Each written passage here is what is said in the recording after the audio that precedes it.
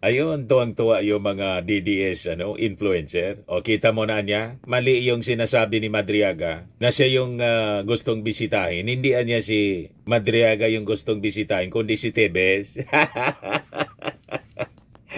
Kinonfirm lang ninyo na talagang pumunta sa BGMP jail si Sara Duterte. Di ba? Hindi man pwede siyang mag-deny nito kasi may CCTV pala.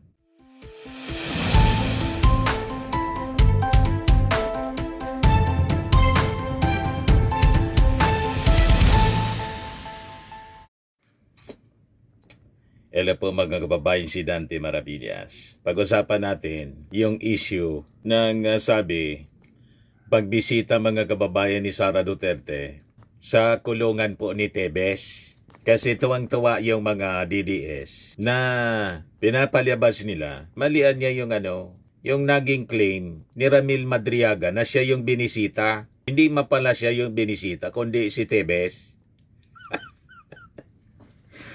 Malinaw naman po yung sinabi po ni Ramil Madriaga na si Sara Duterte daw nagtry na bisitahin siya pero hindi niya inarap. So malamang mga kababayan, yung pagbisita niya kay Tebes, cover.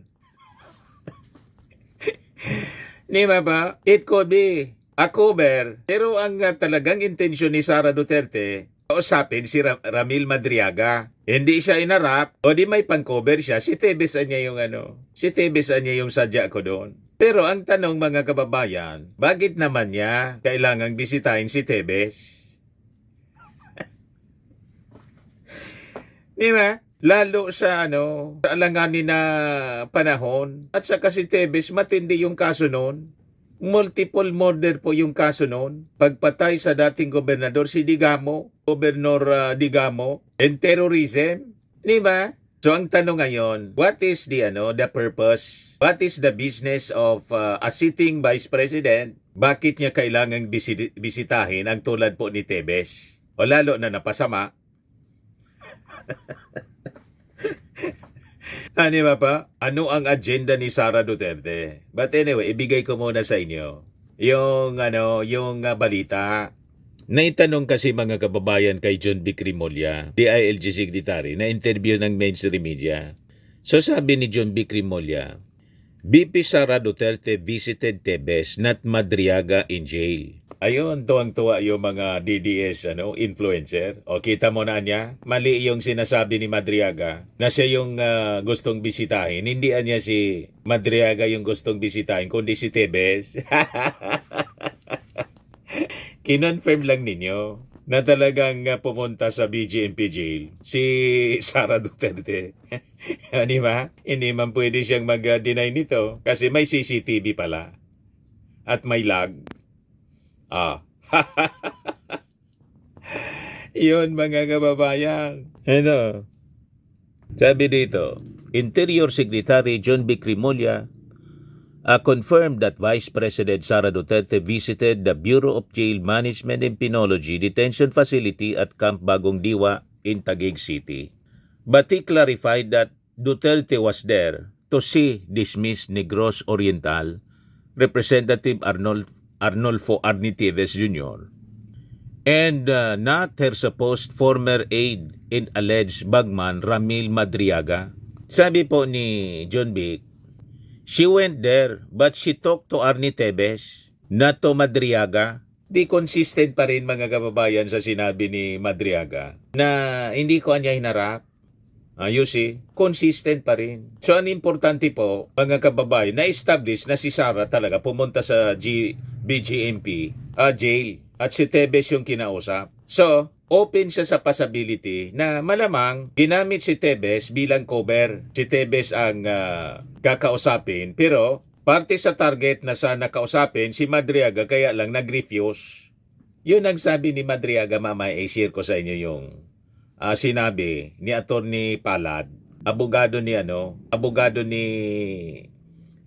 Ramil Madriaga, dating sabi alleged bagman ni Sara Duterte, na nag-execute po ng affidavit na inaakusa si Sara na ang nagpundo kay Sara po pogo at droga. Bilyon-bilyon ng pera ang dumaloy, mga kababayan. Base yan sa affidavit na in-execute ni Madriaga. So ang sabi, yung pagbisita daw nangyari October 19, sabi ni Remulla. Tebes is accused of masterminding the assassination of his political rival, former Negros Oriental Governor Roel Digamo, in March 2023. So lalo na mapapataas ang kilay mo talaga. Ano ang purpose ni Sara Duterte na bisitahin po si Digamo? Vice Presidente, sitting Vice President. Ano yung inyong motibo, ang intensyon? Why of all people, ang isang Arnie Tebes, bibisitahin mo, anong importanteng agenda mayroon ka? Di ba pa? Mga kababayan, talagang mapapataas yung kilay mo. It raised more questions, mga kababayan, and doubts sa motibo. Why of all people si Digamo? O si Digamo, si Tebes, bibisitahin mo sa kulungan. Ang daming sabit po ni Tebes. Makulay ang buhay, mga kababayan, ni Tebes. So according to Remulla, Duterte's visit to the BGMP facility was captured on a closed-circuit television camera or CCTV. Adding that the jail warden was with her throughout her visit. Ayan yung kwento ng warden, mga kababayan. Pero alangan man, ikwento lahat.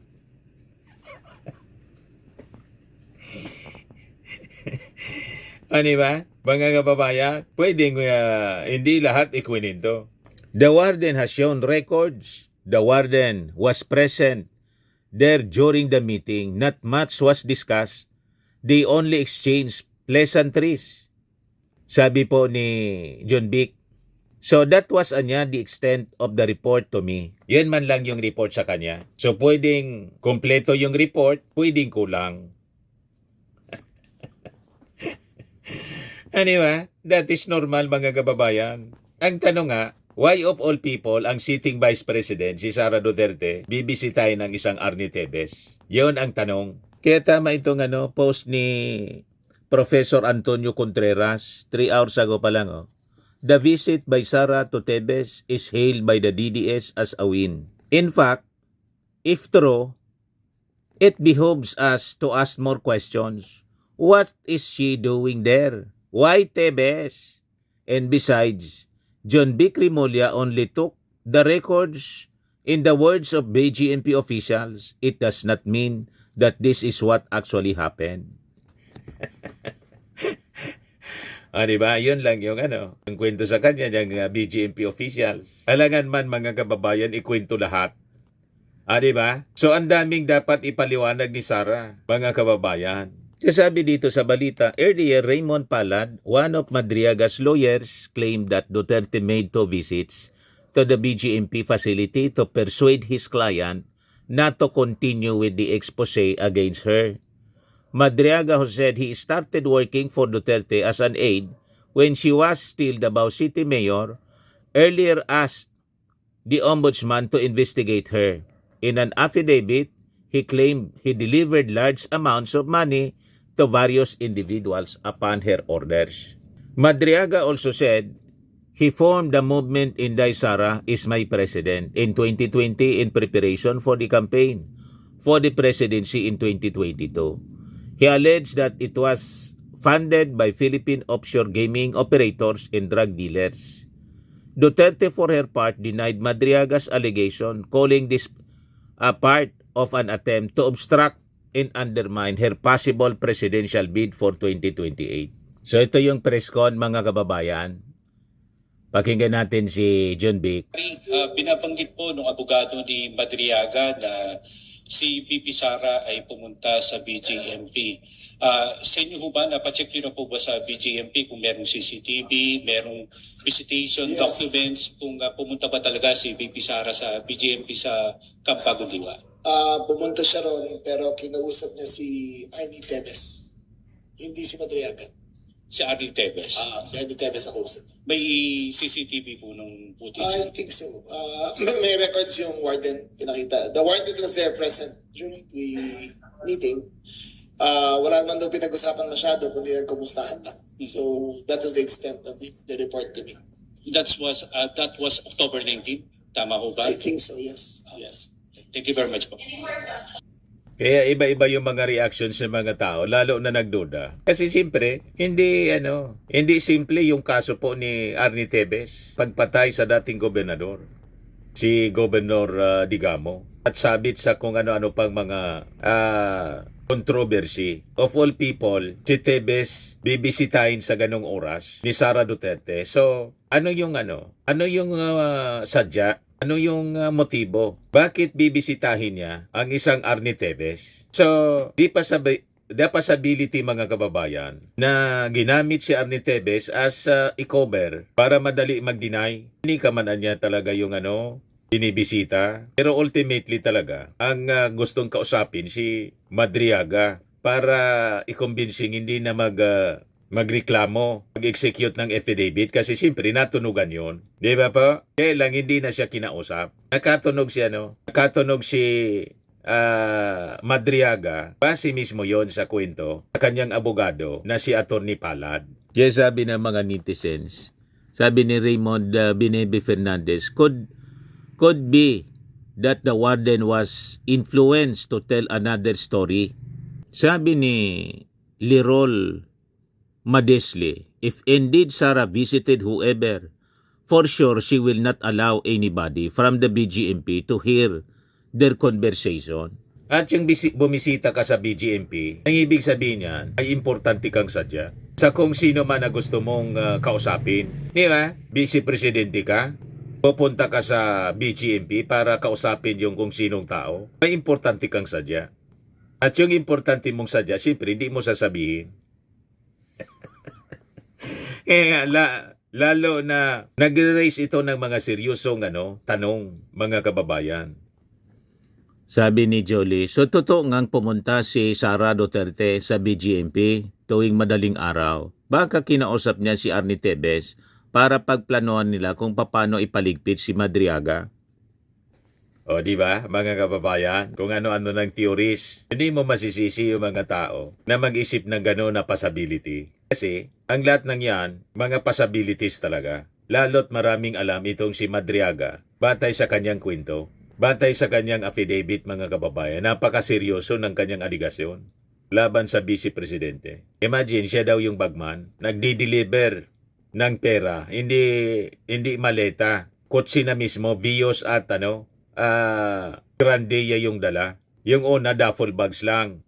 33 million to 35 million yung laman. Yung medyo malaki na, nasa 80 million plus na, yun, Vios na. At yung 1 billion, Grandeya na, mga kababayan, yung ginamit. Sa pag-deliver, iniiwan na lang yung sasakyan. Ganon ka seryoso.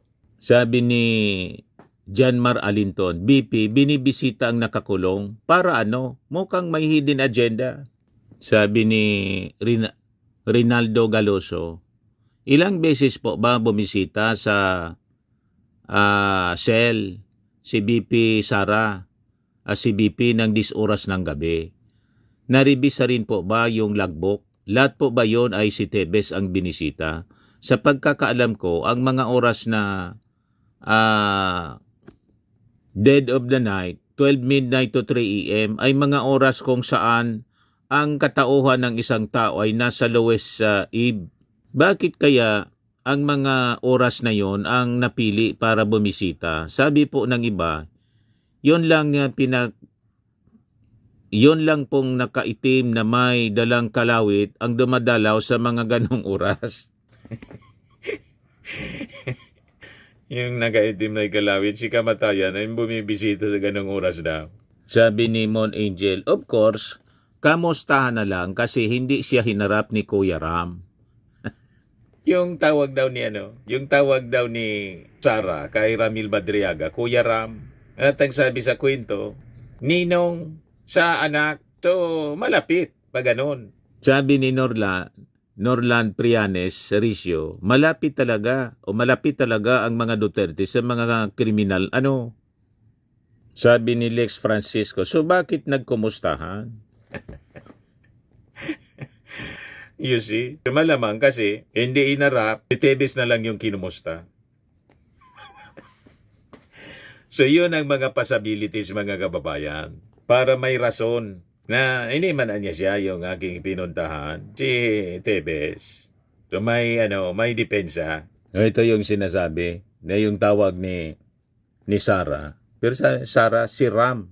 But anyway, subaybayan na lang natin yung mga susunod na kwento nito. Kasi doon naman sa affidavit ni Madriaga, ang sabi niya, I reserve the right to submit another affidavit on other matters pertaining to VP Sara Duterte, Attorney Manases Manscarpio, Colonel Dennis Nolasco, Colonel Raymond Dante Lachica, Ombudsman Prosecutor Ryan Ray Kilala, OBP spokesperson Reynold Monsayak, and other persons who were involved in the distribution and delivery of money in other related matters. So marami pa tayong abangan na kwento.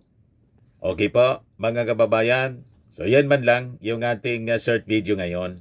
Atid sa inyo nitong I Am Worldwide Amazing Pure Organic Barley Powdered Drink Mix from Australia. May amazing 5 days piso deal po ngayon ang amazing barley. Get free 35 boxes. Sa gold, sa platinum, get free 100 boxes.